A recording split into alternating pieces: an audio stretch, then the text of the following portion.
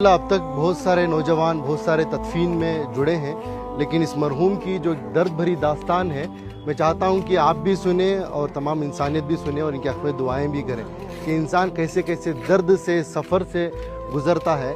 जब ये अच्छा कमाते थे, केरला में रहते थे, सऊदी को गए थे, सऊदी को जाकर 90s की बात कर रहा हूँ, उस वक्त पर इनकी सैलरी 30,000 रुपये थी। 30,000 रुपये कमा कर अपने बीवी बच्चों को इंडिया देकर भेजते थे, बच्चों को काबिल भी बनाया।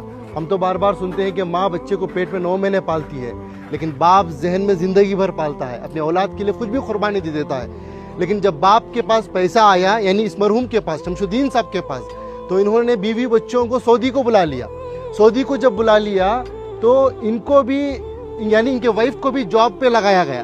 वो जॉब करना चाहती थी शायद, तो जॉब को उनको लगाया गया, तो उनकी सैलरी हो गई 60,000, इनकी सैलरी थी 30,000। फिर कुछ ही दिन गुजरे, उनके पास कुछ पैसा आया, उनकी बीवी के पास, इनको अपनी ज़िंदगी से दूर कर दिया।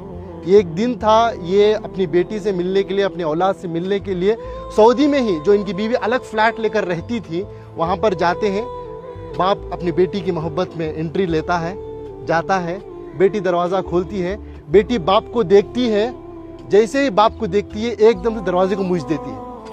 एक तमाचे की तरह इस मरहूम के चेहरे पर पड़ा। ये मैं नहीं कह रहा हूँ, ये इनकी खुद की ज़बानी है। मरने से पहले, कुछ दिन पहले इन्होंने इस वाक़े को बताया है। इसके गवाह हमारे इनायत साहब है, कहाँ है? हाँ, ये है। ये बता ये रहे हैं कि सऊदी से दिल दुखने के बाद, दर्द मिलने के बाद, बेंगलुरु के एक टॉप एरिया में एक बिल्डिंग में एक मैनेजर के तौर पर काम करते थे। ये खुद उसके गवाह हैं कि एक मिलिट्री की तरह सिस्टम था इनका, उसूल आदाब के पक्के थे, बिना आयरन के कपड़ा नहीं पहनते थे। ऐसी अपनी जिंदगी, छोटा सा कमरा था, सीढ़ियों के नीचे से बेड डालकर, एक पंखा लगाकर, उसे भी पाक साफ रखकर जीते थे। ये पूछने लगे कि भाई, मैं तो समझा आप एक सिक्योरिटी गार्ड है, लेकिन आपकी ये पाकी सफाई को देखकर, आपके ये मिलिट्री सिस्टम को देखकर, आपकी इस डिसिप्लिन को देखकर मेरे अंदर सवाल पैदा हुआ, आपकी ज़िंदगी में क्या हुआ? तो उन्होंने ये अपनी दास्तान सुनाई, ये दर्द बताया।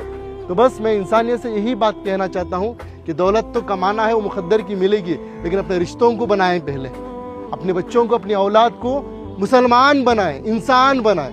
आज पता चला कि इनकी औलाद अमेरिका में है, यूएसए में है, लाखों के रुपए कमा रहे हैं, लेकिन अफसोस की बात, दौलत तो दौलत है, उनके पास बाप के जनाजे को आने की तौफीक तक नहीं हुई। ये अल्लाह का करम है कि अल्लाह ने मुझे और आपको चुना है। मैं और आप आए नहीं यहाँ पर, अल्लाह हमें भेजा है, अल्लाह ने हमें ये तौफीक दी है, तब जाकर इस कब्रस्तान में आए हैं, इस मरहूम के जनाजे में शिरकत कर रहे हैं। इस मरहूम की नसीब देखिए, आज मस्जिद में नमाज़े की जनाजा अदा हुई। इनाम भाई, बड़ा मजमा था, मस्जिद के इमाम साहब, एक आलिम दीन ने इनका जनाजे की नमाज़ पढ़ाई, और तमाम अल्लाह के नेक बंदे मिलकर आकर आज तदफीन के लिए जुड़े।